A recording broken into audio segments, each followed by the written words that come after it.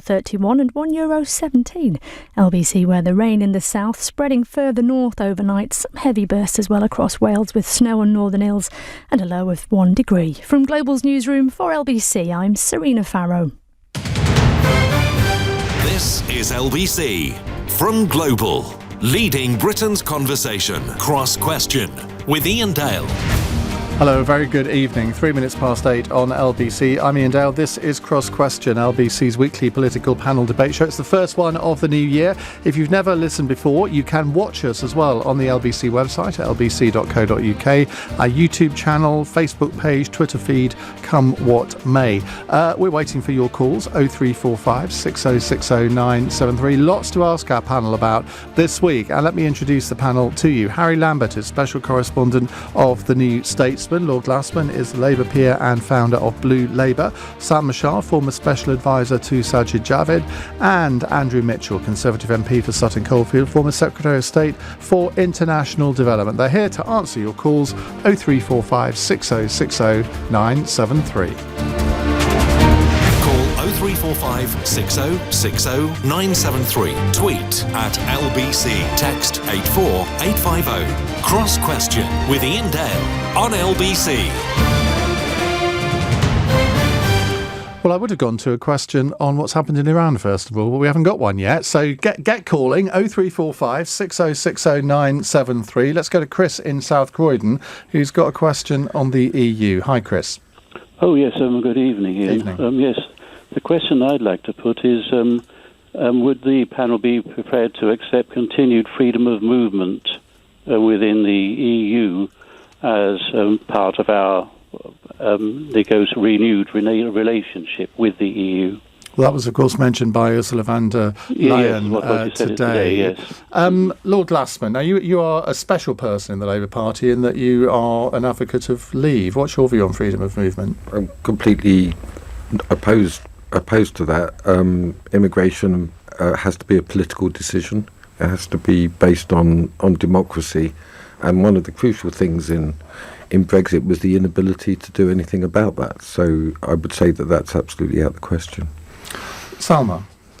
So, having worked in the Home Office and dealt with this issue, and for transparency, for having voted Remain, I actually agree with Lord Glasman. I think freedom of movement cannot be an option that's on the table once we've left the European Union. Why not? For two reasons.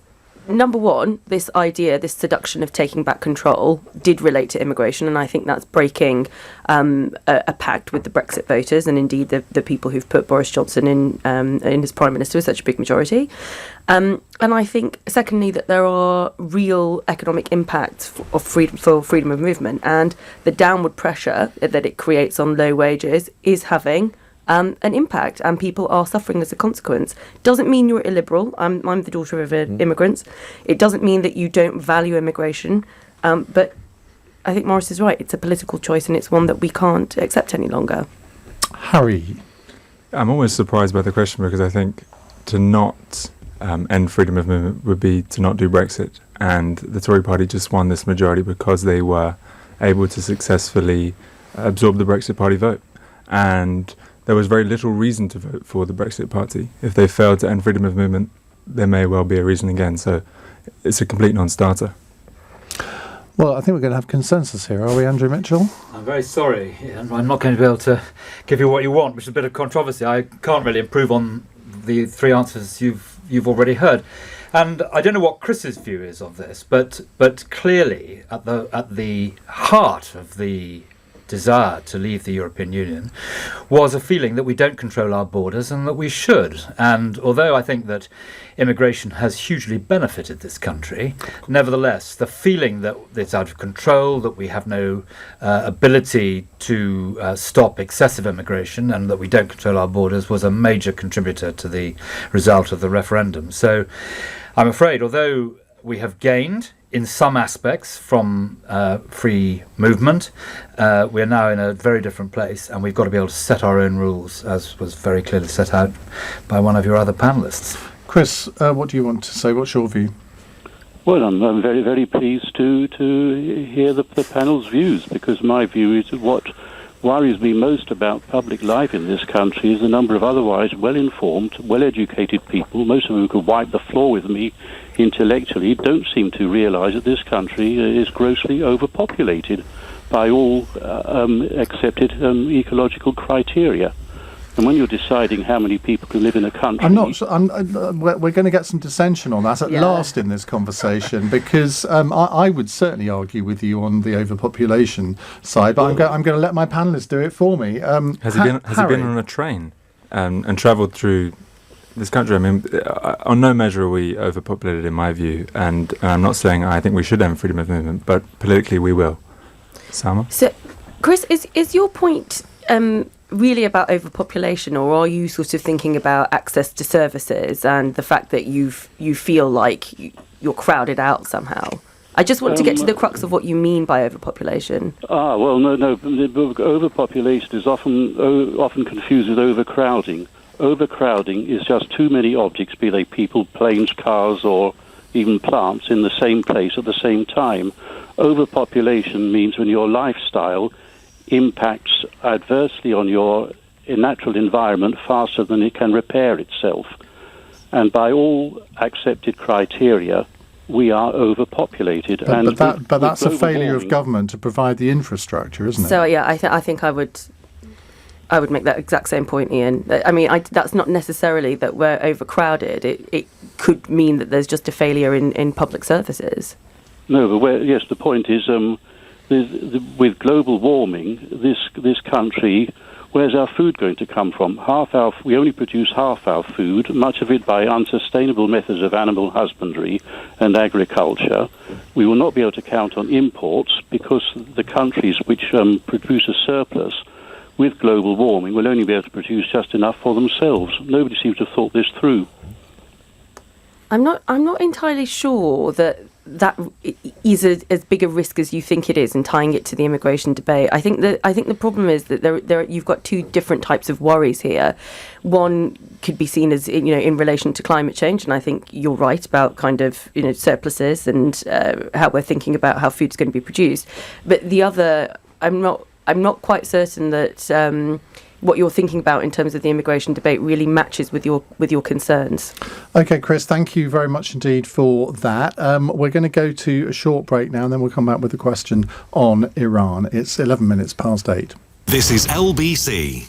Pining for a new bed to kickstart 2020? Discover our More Wooden double bed frame at Dreams.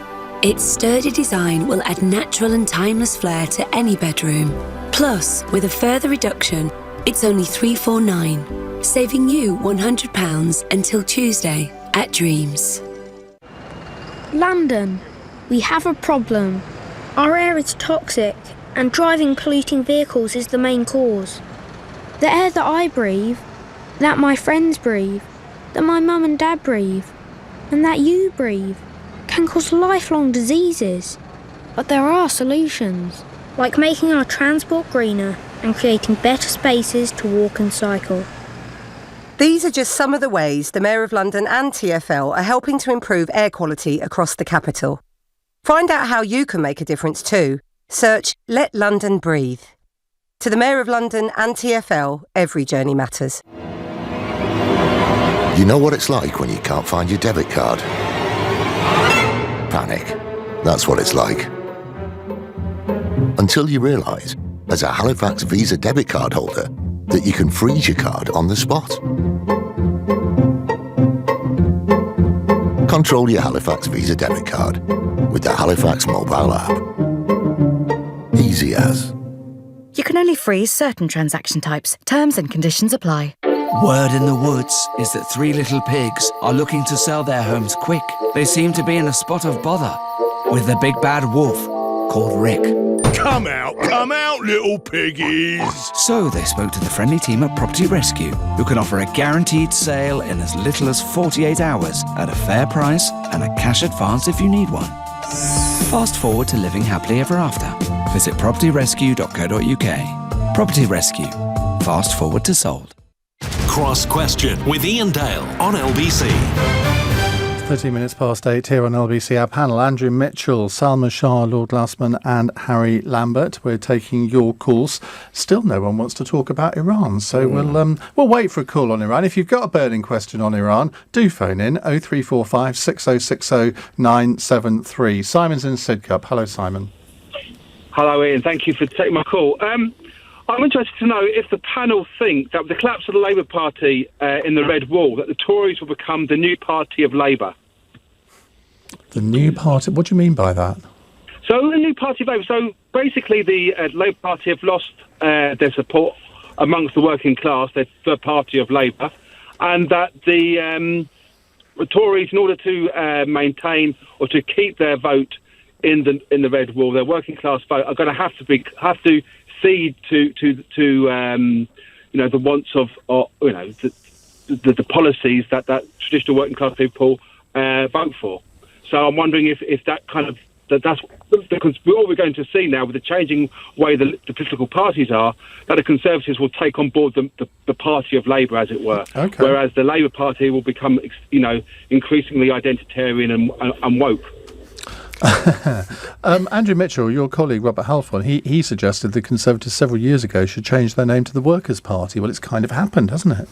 Well, I think the Conservative Party should be representative of all parts of Britain and all people who live in it. And I think that we now have an opportunity to pivot from the party dealing with Brexit, the party that's implementing the result of the referendum, to the One Nation party that Boris Johnson exemplified when he was Mayor of London. And I hope we're going to see that. And what that means, certainly as far as Simon is concerned, it means investing in infrastructure, spending a lot of money on infrastructure. But I would characterise that not as the sort of credit card spending that was being advocated by the Labour Party, but more in terms of a mortgage, investing in the future infrastructure that the country needs. And doing that in the north of England and in the Midlands is extremely important so that we see some of the wealth that has accrued in the south east particularly and in London spreading north. It's one of the reasons why I'm very strongly in favour of HS2. I'm very pleased that the brilliant Mayor of the West Midlands, Andy Street, spoke out today so strongly for HS2 because it will help spread the wealth and influence much more widely than within the M25 beltway. So I think what we have a chance now to do is for the Conservative Party to retain the Red Wall voters, the people who've elected so many of my wonderful new colleagues in seats which have never seen a Tory before. We need to show the people who put their trust in us and lent us their vote that we can really deliver. And that, as I say, means trying to make sure that we continue the Conservative record of getting people into jobs, that we reskill those who need to be reskilled, that we invest in infrastructure, and perhaps above all, that we invest in the National Health Service, which the public certainly now expect the Tories to do. Sounds like a lot of money. Yes, I think it will be a lot of money, but I emphasise the point that there is a great deal of difference in borrowing on a mortgage to invest or to buy your home and borrowing on a credit card and maxing it out. And I do think that was one of the differences between the Labour Party at the last election and the Conservative offer. So, Harry Lambert, essentially the Conservatives are going to adopt Ed Ball's economic policy, I was going to aren't say, they? I'm glad to hear the Conservative Party's finally come around to Keynesianism. After 10 years in which we've had to endure austerity. I mean, that's the remarkable fact, I think, of politics in the last decade. It's not that the Tory party have been delivering for workers. It's that they have won the narrative. They won that narrative very quickly around the time of the financial crash when they came in with the idea that Labour had spent all the money. And they've managed to get away with austerity. So I think the Tory party, they've only won by running away from their record. Let's see if they can now have a new record that, as you say, is far more like Labour's. Can I just beg to dissent from that? Because austerity was not a sort of option. Yes. It was absolutely essential. As George Osborne set out very clearly in 2010 when he introduced his first budget, why we had to cut back. Every £3 that was being spent then, £1 was borrowed. You can't go on like that. As a result of the strong economic policies pursued first by the Coalition and then by the Conservatives over the last 10 years, we are now in a position, the markets will trust us to spend more on vital infrastructure, and that's what I hope we're going to do. Salma. Yeah, at the risk of being having too much consensus with the other Tory on the panel, yeah, that's absolutely right. I think I understand Labour scepticism about Conservative spending plans, absolutely, because we have come out of this period of austerity. Austerity was not a political choice. It was an absolute economic necessity. That's just not true. No, that is true. What you can disagree on, which is totally fair, and I've said it myself before, is that some of the choices that were made underneath the bigger cuts were difficult choices. You can also argue that perhaps austerity shouldn't have continued at the same rate after the 2015 election victory. I would even take that point. Mm-hmm. But what you cannot argue is that austerity was a political choice in 2010. I don't think that stacks up. And the Labour manifesto. Well, look, I don't want to relitigate that as well. I don't want to relitigate the early 2010s here. We're in a new decade, but it's important to note that George Osborne himself backed away from austerity in 2012 because it wasn't But if you working. read David Cameron's memoirs, he doesn't really believe there was any austerity at all.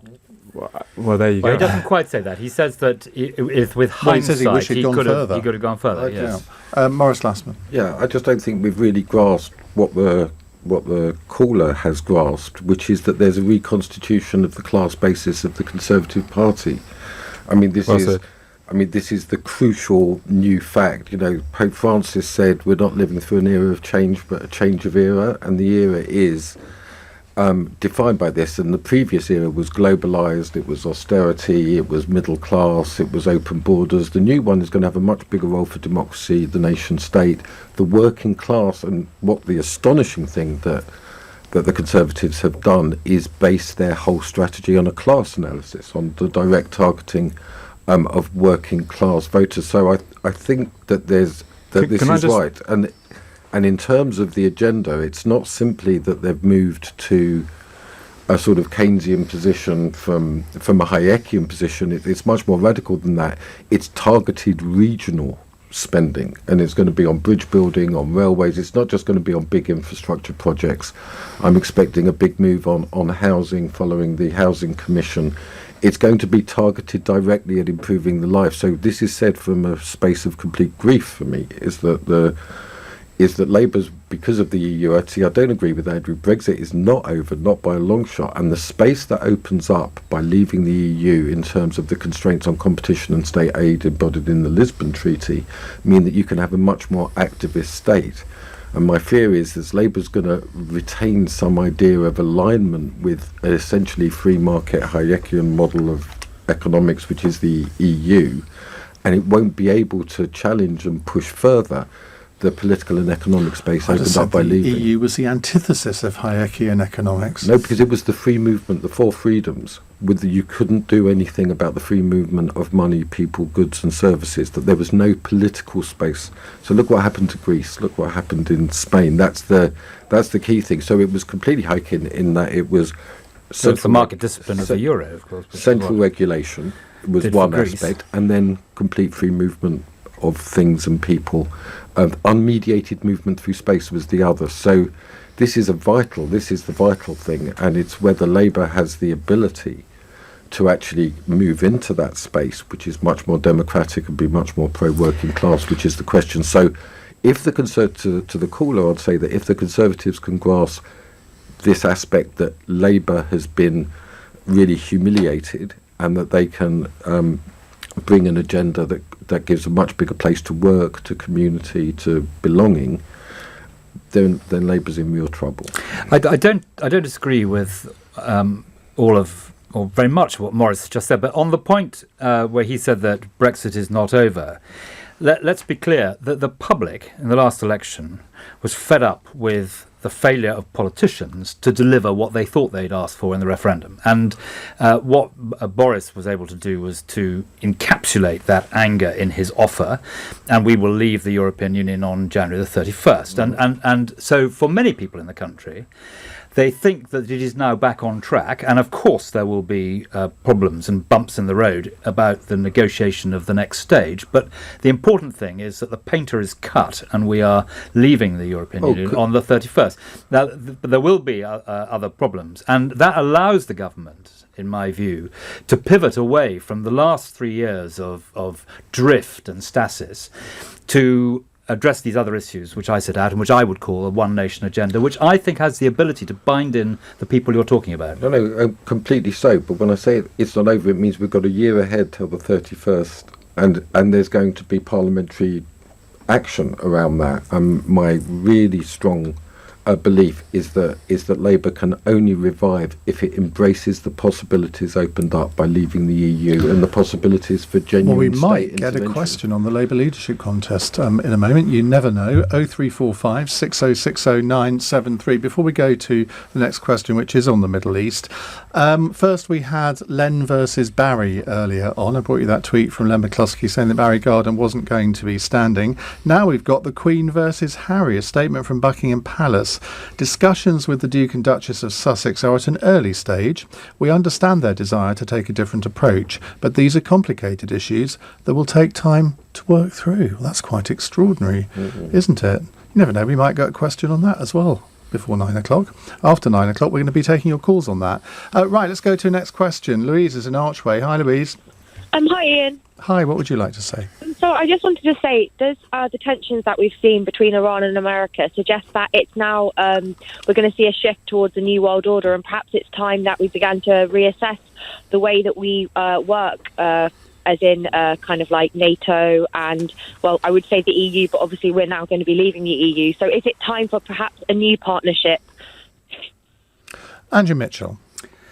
Well, it's a very interesting question, Louise. I think that what we have seen is a very frightening moment indeed in Middle Eastern politics, which mercifully tonight appears to be de-escalating. That is what we urgently need. And then the question is whether or not the international community can get back on track. And my view, where I may well differ from other members of the panel, is this, that we need to bring Iran into the Comity of Nations. We need to stop the politics that have characterized the last few years in the way in which we've handled Iran. And actually, it could be that Donald Trump is the man to do that. After all, who would have believed he would sit down with the leader of North Korea? I think that the time has come to try and completely de-escalate this hugely destabilizing situation in the Middle East between the Shia-Sunni divide and to try and get Iran into a better place. And after all, there's a division over the nuclear agreement. The nuclear agreement now lies in tatters. But the fact is that the Iranians have not developed nuclear weapons as a result of that agreement. And I think that the British and the European countries which stood by the agreement and stood by Iran when the Americans withdrew are in quite a good position now to try and negotiate from that a better deal. And that's what we need to see. We need to see Iran brought in, we need to see a de-escalation, and we also need to support the much vaunted, badly damaged, but absolutely essential international rules-based system around the United Nations, which needs to be heavily involved in support of that de-escalation and that new approach.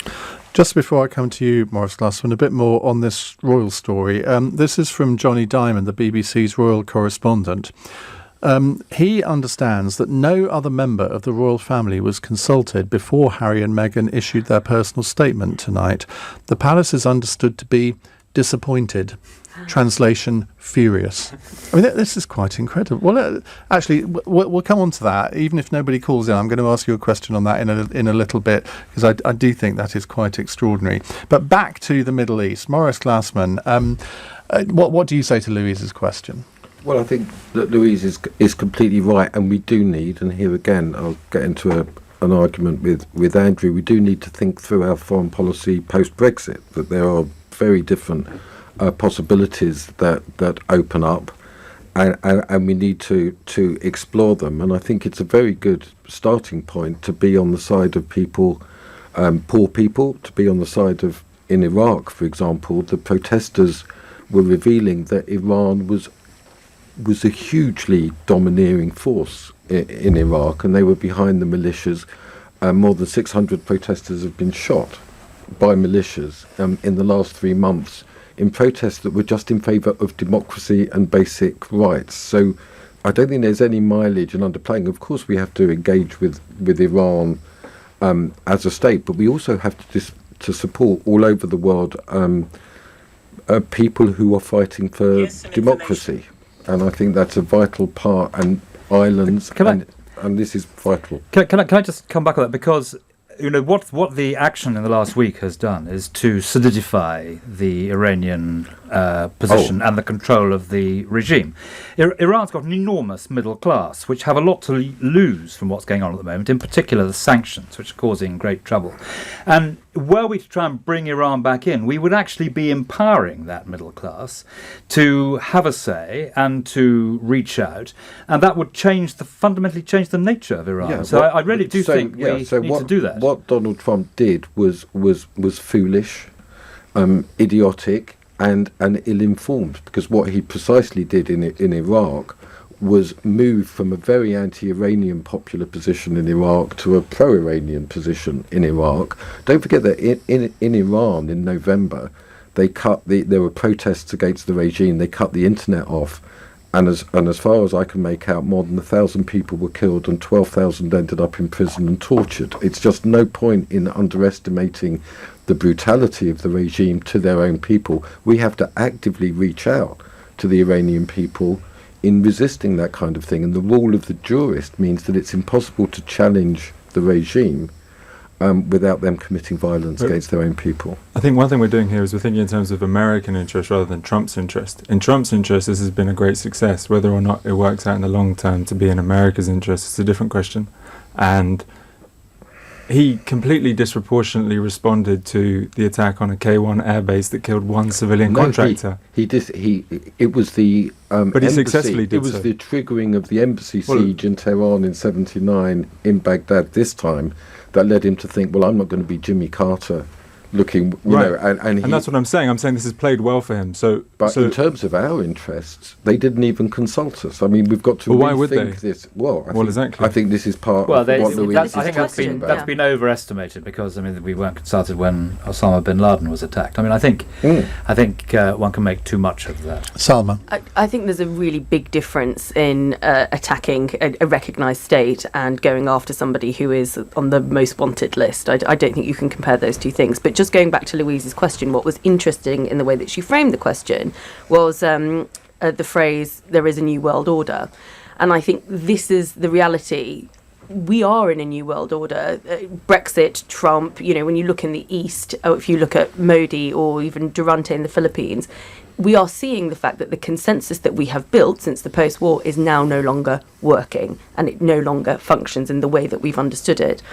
Now that we've had Brexit, I totally agree with you, Maurice, that actually we need to understand how we are going to fit in the world and what our role is going to be.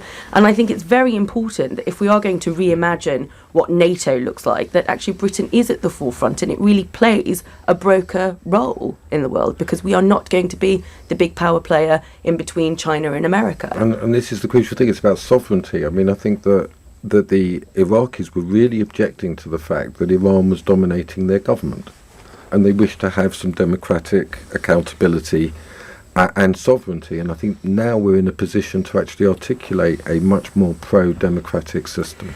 Andrew, finally. I think Salma makes a really interesting point about this, which is that narrow nationalism is now on the march all the way from Moscow down to Cairo. Big figures, whether it's the president of China, Putin, Trump, Xi.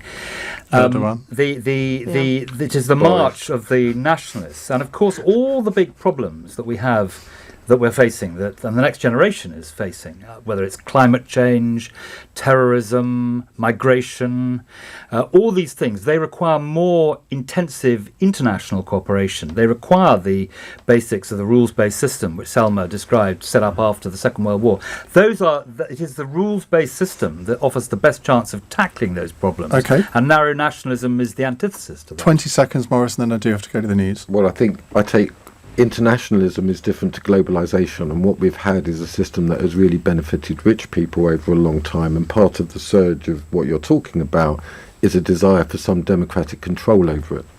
OK, let's get some news headlines and then we'll come back to your calls to our panel. It's 8:32. Here's Serena Farrow. The Duke and Duchess of Sussex have announced they intend to step back as senior members of the royal family. A Buckingham Palace spokeswoman says discussions were at an early stage, though they do understand the couple's desire to take a different approach, but still involves complicated issues that will take time to work through.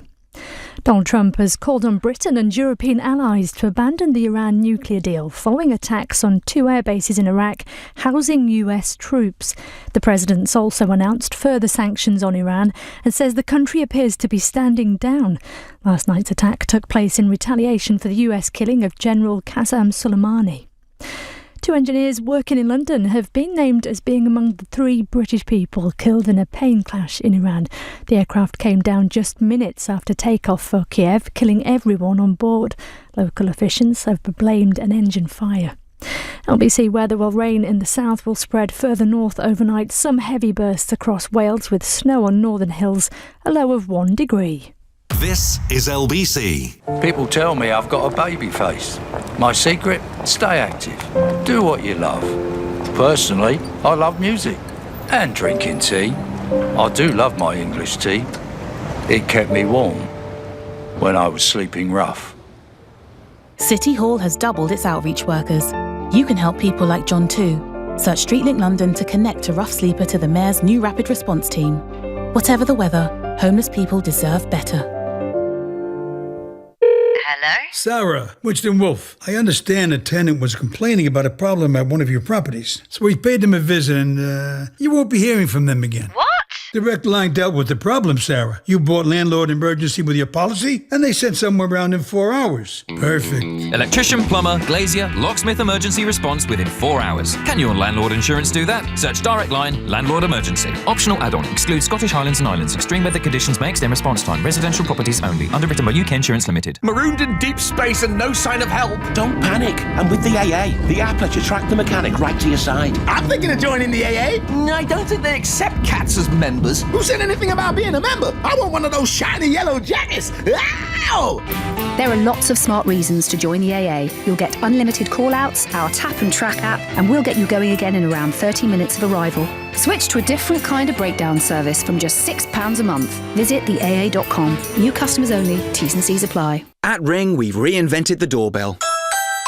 So no matter where you are or what time of day, you can watch over your home and the things you care about. Ring Video Doorbell streams HD video and two-way talk straight to your phone, so you can speak to whoever's at your door from anywhere. Delivery. Oh, great. Could you leave it with my neighbour, please? Sure, no problem. And it's so simple, you can install it yourself in minutes. See, hear and speak to whoever's at your door from wherever you are with Ring Video Doorbell. Available at ring.com and selected retailers. Cross Question with Iain Dale on LBC. 25 to 9. We are going to have a question on the royal family in a moment, but let's continue with the Labour leadership. Let me remind you, a panel: Andrew Mitchell, Salma Shah, former special advisor to Sajid, Javid, Lord Glasman, he's a current Labour peer, and former advisor to Ed Miliband, and Harry Lambert, special correspondent of the New Statesman. Anthony is in Staines. Anthony, go ahead. Yes, good evening, Ian. Good evening, panel. Good evening. Good evening. My question is, Clive Lewis aside, why is there so little diversity in the Labour leadership race? Well, there are 6 candidates. He's mixed race. Lisa Nandy is mixed race. I mean, I would have thought that was quite a good proportion. You look at the deputy leader. Well, actually, I didn't until yesterday, so you're not alone in that. But then I didn't know Meghan Markle was mixed race until someone told me. So. What? Well, no, I genuinely didn't. And I didn't know Lisa Nandy was until you just said it. Well, there you go. So your question is slightly redundant, Anthony. But well, no, I don't think it is, because where is the LGBT candidate? Why didn't someone like, say, Dawn Butler come forward? Well, she has. She's not LGBT, unless you're telling me something that we don't know. Well, no, but it seems to be still very much dominated by sort of middle-aged white people.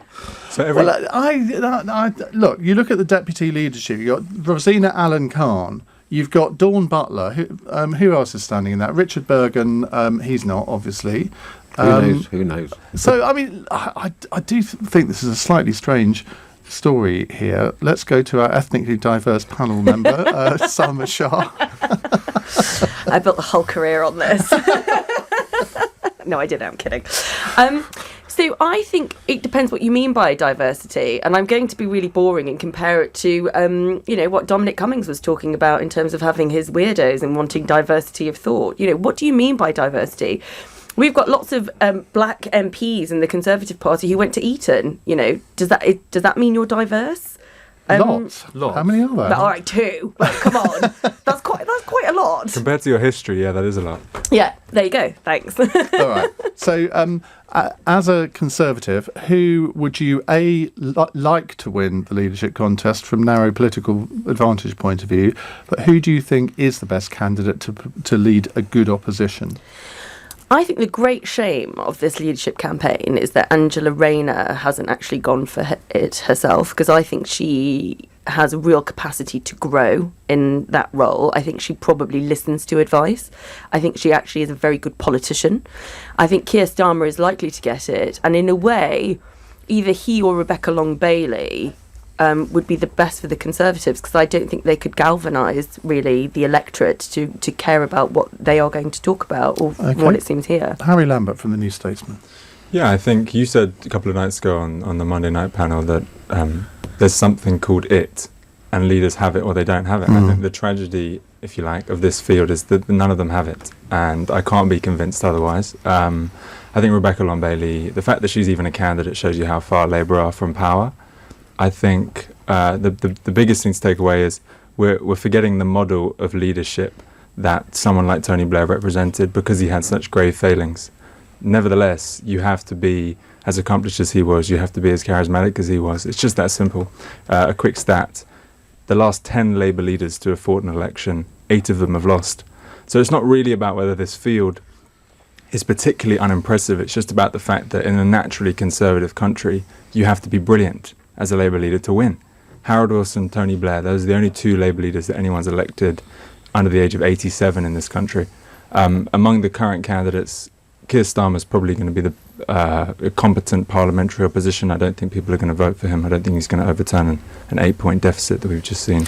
Jess Phillips has got it, hasn't she? Has she? I don't know if she does. I think there's very few precedents for someone with so little experience to become Prime Minister. I mean, the only comparable person would be David Cameron in terms of being in their late 30s. What's that? He didn't do too bad. He didn't do too bad, but he did fit into a model of leadership that Tony Blair had provided that I'm sort of referring to. Jess Phillips, if she fits into any model of leadership, it would have to be Boris Johnson.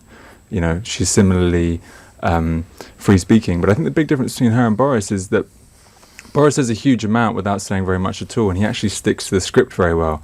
Jess Phillips, I have no idea what the script would be that she's sticking to. I don't know who would be around her. She's such an undefined quality.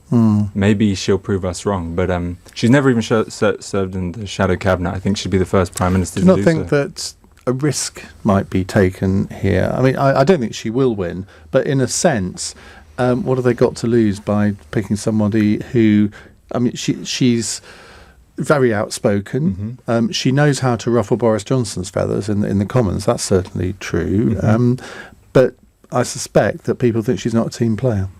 Well, look, it's probably going to be more entertaining for all of us if she's the leader of the opposition rather than Keir Starmer. Maybe, I think she is, you're right, she's the one that could potentially do something. It's very hard to see how Keir could. OK, Maurice Glasman, who inspires you, if anybody? Well, this is not a time for inspiration, this is a time for grief and the recognition of the scale of the defeat. And what I mentioned earlier is that Labour's lost its home, it's lost its heartlands, it's lost the affections of the people who formed the party and the people who created and never abandoned. We've lost, it's like we've lost our wife. It's shocking, and Boris Johnson is dead serious about consolidating, moving in, and creating a new home for them.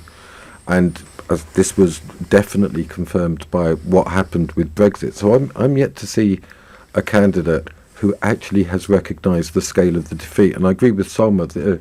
The only interesting speech really been made so far is by Angela Rayner a few days ago, where she did acknowledge the scale of that, and she's not standing. So what I'm looking for is certainly there's no way that Labour can win the next election. That's just simply not going to happen if you look at the scale of the defeat and the terrible nature of the decisions they're making, particularly over Brexit. So when Jess Phillips said that she'd like to remain in the EU, so whatever bouncy personality she has, that's not going to go down at all among previous Labour voters. She did do a reverse ferret on that quite quickly. Yeah, but the Keir Starmer was the absolute block. I mean, he is the single market, the customs union, and we'll see that played out over the next year, which is why I said it's not over. Is the big question coming up? Is there a leadership candidate who is actually going to begin to embrace the scale of the defeat and begin to embrace the political possibilities Were you at of the Brexit? hustings yesterday? Because apparently Lisa Nandy, by all accounts, was the best performer. Yeah, and Lisa's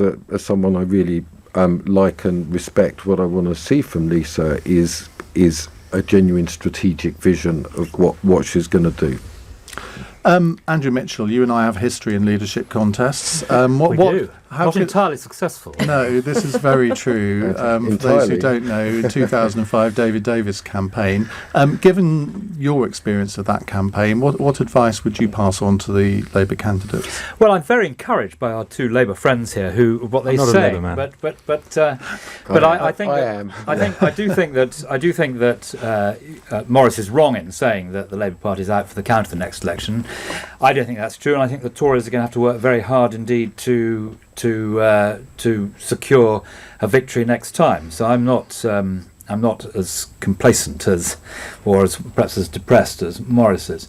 My observation would be this: I think that if they go for Keir Starmer, he's a wonderful man, but will appear to the public as a rather dull lawyer, and I don't think he's got the pizzazz to lead the Labour Party to victory.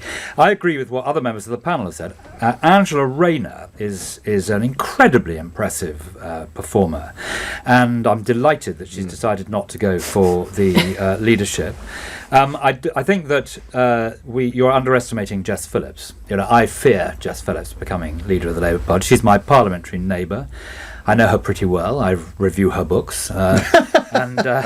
Presumably favourably, otherwise you might be afraid of the consequences. So she's written a brilliant book, which I said all Tory members of Parliament should read. Very, very good book. But she is the one that I fear. And knowing her in the Birmingham context, having seen the way she operates, she may be the wild card. But for the reasons that Maurice has said, the Labour Party can't really play it safe at this juncture in their history. And I think that if they're wise and clever, they will select Jess as their next leader. But no guarantee they will. You're not on Twitter, are you, Andrew? But I can guarantee you there will be people as we speak saying, "Oh, well, that's typical of Tory Iain Dale and Tory Andrew Mitchell. They're endorsing Jess Phillips. It's a double bluff." That's outrageous. I know, quite, but that's what people will be saying. So stay off Twitter is my advice to you. To everybody. Right. Yes, you're not on it either. You were. There is an account for you, but it hasn't That's because I look at it, but I don't participate in it. That's the worst kind of person on Twitter. I am the worst. You're a lurker. Right. We're going to come. Thank you very much for your question, Auntie. We're going to come to a question on the royal family in just a few moments' time. Brace yourselves. Salma is very excited at the prospect of this question. It's 8:45. Back for its third year. And the winner is the Global Awards 2020. LBC and its sister stations are joining together to bring you an unforgettable awards night. Show your appreciation for LBC's Mr. Steve Allen. The Global Awards 2020 with very.co.uk, rewarding the very best from the world of music, news and entertainment. But who will win this time? Vote now. Download the Global Player app or have your say at lbc.co.uk. The Global Awards 2020. With very.co.uk. Get more out of every day. LBC. Here's the thing about block management. If you do it yourself, You're over here, sorting out the insurance. And here, keeping everything compliant. Don't forget the grounds maintenance. And the service charges. and that's just what you need to do today. But because the ABC Estates block management team can look after every aspect of your property portfolio, from repairs to service charge collections, your time can, at last, be better spent elsewhere. Be as happy as Larry with block management from Aldermartin, Baines and Cuthbert. Talk to us today. Call 0800 888 6688 or visit abcestates.co.uk. Oak Furnitureland's big winter sale is full of surprises. Surprising styles. Modern, painted, classic. There's even sofas. And be really surprised at the savings. They're huge, so don't miss out. Oak Furnitureland's big winter sale is online and in-store now. Be surprised. Hello? Sarah, Winston Wolf. I understand a tenant was complaining about a problem at one of your properties. So we paid them a visit and, you won't be hearing from them again. What? Direct Line dealt with the problem, Sarah. You bought landlord emergency with your policy, and they sent someone around in 4 hours. Perfect. Electrician, plumber, glazier, locksmith emergency response within 4 hours. Can your landlord insurance do that? Search Direct Line Landlord Emergency. Optional add-on. Excludes Scottish Highlands and Islands. Extreme weather conditions may extend response time. Residential properties only. Underwritten by UK Insurance Limited. We all enjoy a good debate. The livelier the better. But occasionally, you need more than mixed opinions. At Barnes Rofe Accountants, you can trust our expert independent advice on all your business accounts and tax affairs. Because sometimes, only an expert has the answer. For a free meeting to discuss your accounting and tax needs, search Barnes Rofe. Barnes Rofe. Clever accountants for business. Cross Question with Iain Dale on LBC. Call 0345 6060 973. Andrew Mitchell, Salma, Shah, Lord Glasman and Harry Lambert with us until 9 o'clock taking your calls. Salma, your time has come. It's a question from Sophie in Hampstead. Hello, Sophie. Hello. Hi. My question is, with Meghan Markle and Kate Middleton, they both come from very similar social backgrounds. However, Meghan has done more charity work than Kate Middleton has, but since Meghan's been married to Harry, she's just been annihilated with racial undertones in the press. How is that allowed? And when they were going for Kate, it was just about her wearing cheap 80s clothing to a nightclub, but with Meghan, they're constantly scrutinising her. How can you say that isn't racism, racial attacking and targeting? And the racial undertones, how is that allowed to continue in 2019 and now we're in 2020? I had to think about that. Why is that allowed? And why is it? Yeah, that's it should right. stop. But why doesn't it? Good question, Salma Shah. The floor is yours. I wasn't expecting that question, if I'm totally honest.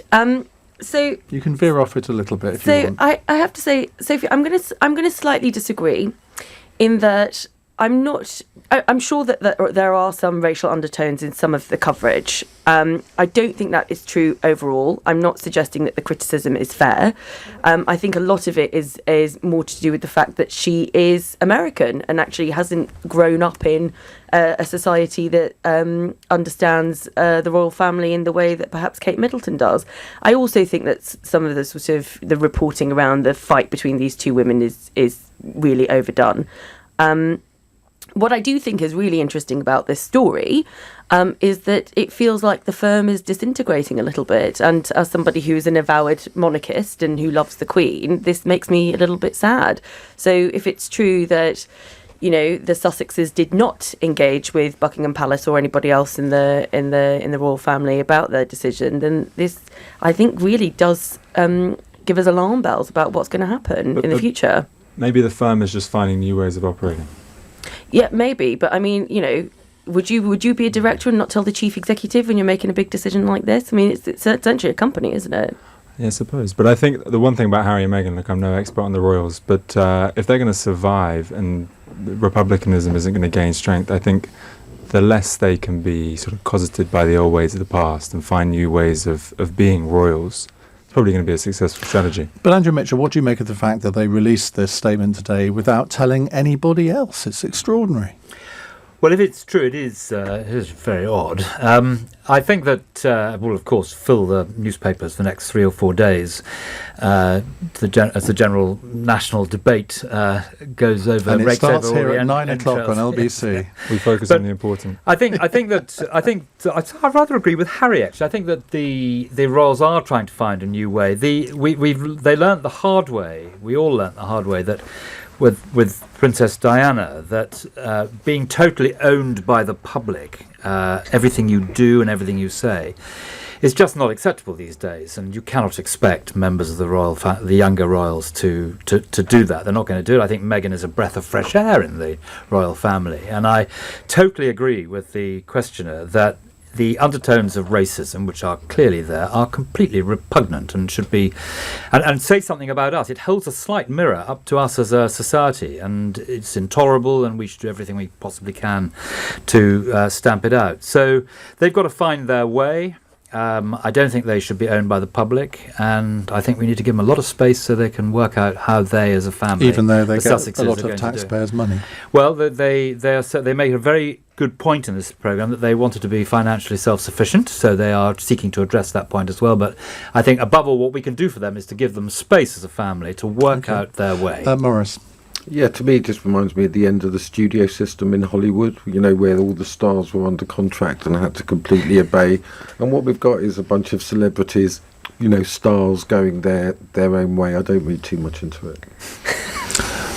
Final word from you, Salma? No, I think Maurice has just killed that discussion. Right. Sophie, thank you very much. Final call for the hour from Rita, who's a new caller in Westminster. Rita, what would you like to ask? Hi, this is Rita here. Hi. So my question is regarding the current scenario in Iran. I would like to ask you that why did US, particularly Donald Trump, orchestrate the drone attack on General Qasem Soleimani now? What is the significance of this timing? And to that, I would also like to add that Donald Trump thoroughly and utterly underestimated both Iraq as well as Iran. These nations don't get to be pushed around, humiliated, bullied, sanctioned, and bled without consequences. Okay. So what is the significance of the attack now? Why? I think that is a really good question. I have my own theory on this, but I wonder if any of you are going to rate. Harry? I've got a theory, which is that the Iranian economy is in dire straits, partly because of the sanctions that were reimposed by the US. And, Maurice is going to disagree with me in a minute, but from what I can tell, the American foreign policy establishment decided that they had sufficient leverage over the Iranians and that it was the right time to strike. And one point from the caller, you said the Iranians won't stand for this, but the reality is they have stood for this. They have blinked. Maybe in the long term they'll act, but this week Trump clearly won. Andrew Mitchell. Well, first of all, the Iranian general, has a record as long as your arm. He has certainly, as the Prime Minister said in the House of Commons, got the blood of British soldiers on his hands. And I do not weep for his departure.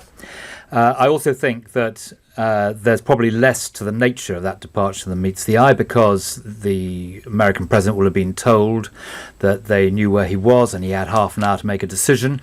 And actually, this president's been quite cautious, because recently, when he had the opportunity to attack in retaliation an Iranian base, the aeroplanes turned back on his orders in the air. So he has been quite cautious about American involvement. And it's why I said earlier, we need to de-escalate all of this. We need to learn the lessons of the Iraq war, which are etched on British politics, the dramatic effects of which continue day in, day out. We need to de-escalate, be very nervous of interfering, and try and bring back into the international community Iran, for all the reasons we were saying earlier. Maurice? Yeah, I think to address directly the question, I think that the nature of the timing was of Soleimani's choosing. I mean, I think he provoked this crisis. That wasn't just the Kirkuk, it was the embassy attack. And it was because there was such a strong feeling in Iraq that they were being ruled by Tehran, that the Baghdadis rebelled against Tehran, and that was the nature of the protests. So I think that the timing was actually driven by a kind of polarization led by Soleimani and the Al-Quds Brigade, who were using the proxies in Iraq to provoke the Americans. And in that short-term sense, I think that that's been successful in consolidating legitimacy both at home and in Iraq, because of course the idea that the Americans could just shoot whoever they like, whenever they like, wherever they like is ridiculous. I think Andrew's overplaying the extent that Trump was kind of prey to advice. I think this was a very impetuous individual decision. Salma? Yeah, in terms of timing, I think there is some truth, and I think cynicism in the way that sometimes politicians and advisors certainly look at an opportunity that presents itself and will take advantage of it. I mean, you know, to Harry's earlier point, was there some thinking around the fact that they're entering this campaign phase in American politics, and this would, you know, perhaps play well to the crowd? There is any number of things that people will consider when making a decision like this, and certainly it can make political leaders quite impetuous. I think the very interesting thing about this is comparing Donald Trump's actions now compared to his tweets in 2012 when he was accusing Barack Obama of launching military action against Iran to win the election. And obviously this is going to go down well with his supporters. He can wrap himself in the flag, and the presidential election is only, 11 months away now. I'd like to think that wasn't part of the reason, but I'm not sure. You know it was. There's also oil. Yeah. We shouldn't forget either the great dangers that have been resulted from this. First of all, in the treatment of the Kurds, which is a disgrace, but also the fact that the defeat of ISIL, although largely accomplished, is not completely accomplished, and the danger is you take your eye off the ball of defeating ISIL, which matters not just in the region but in the wider world as well. And I very much hope that the current state of American policy isn't going to draw a halt to that very important battle. But the American foreign policy has had no respect for the people who fought ISIS. As you say, the Kurds were utterly betrayed on a whim and offered up to Erdogan, as they usually are. Which is, you know, to be grieved and to be remembered. And I think part of our foreign policy has got to be far greater solidarity. Right, we've just got time for our much anticipated last text question from Tom in Southend, who says, Iain, following the hashtag BAFTAs So White controversy, will the panellists reveal their favourite film of the last year? Who wants to go first? Salma. I really enjoyed Knives Out. Never heard of it. Oh my God, Daniel Craig is in it. It's really, really brilliant. It's quite a new release. It's kind of like an Agatha Christie starring a type. white man. Okay, that's that would get a nomination at the BAFTAs then. But that's okay, because as an ethnic minority, I can watch. You can do that. Films with white people in it. Harry.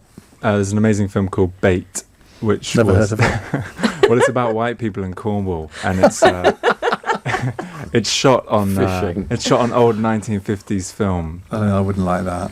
No, don't like old films. Andrew. Well, can I offer up Game of Thrones, which of course is finished in the last. It's not films. You can't have that. The Mitchell family were very into. I sort of got to season 3 and lost interest. There's too many characters in it. Same. I thought it was absolutely stupendous. Okay. Maurice. And the only film I can remember, and I don't even know if it's the last year, is Manchester by the Sea. Which that was 2 years ago. There we go. Haven't seen a film this year. Well, I can highly recommend Madam's Secretary, which I know is not a film, but I discovered, I knew about it, but I watched 40 episodes over the Christmas break, and I've got another 80 to go, so that's me set up for the next week. Thank you so much, Andrew Mitchell, Salma Shah, Maurice Glasman and Harry Lambert. This will of course be put up on the Cross Question podcast within the hour, and you can watch it all back on the LBC YouTube channel. In a moment, more on the future of the royal family. Brace yourselves, it's 9 o'clock. On your radio, on Global Player, and Play LBC. leading Britain's conversation. This is LBC.